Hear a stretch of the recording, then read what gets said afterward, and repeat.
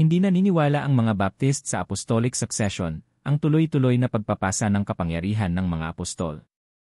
Natapos ang tungkulin ng mga apostol sa kanilang pagkamatay. Sa halip, sa kanyang mga iglesia niya ipinangako ang patuloy na pag-iral, mula nang itatag niya ang una sa panahon ng kanyang ministeryo dito sa lupa hanggang sa kanyang muling pagparito. Ipinangako niya, "Itatayo ko ang aking iglesia, at ang mga pintuan ng Hades ay hindi magtatagumpay laban dito." Mateo 16:18.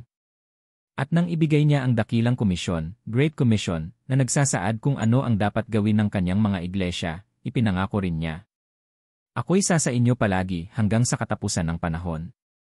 Mateo 28:20.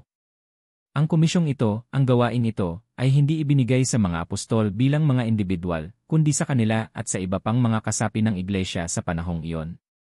Ang mga apostol at ang iba pang nakarinig sa kanya nang ibigay niya ang komisyon ay namatay rin agad, ngunit ang kanyang iglesia ay nagpatuloy sa pag-iral sa paglipas ng mga panahon, gumagawa ng mga alagad, nagdadala ng kaligtasan sa mga tao. Binabautismuhan sila, at nagtuturo ng katotohanan, ang mga doktrina na ipinagkatiwala niya sa iglesia sa Jerusalem.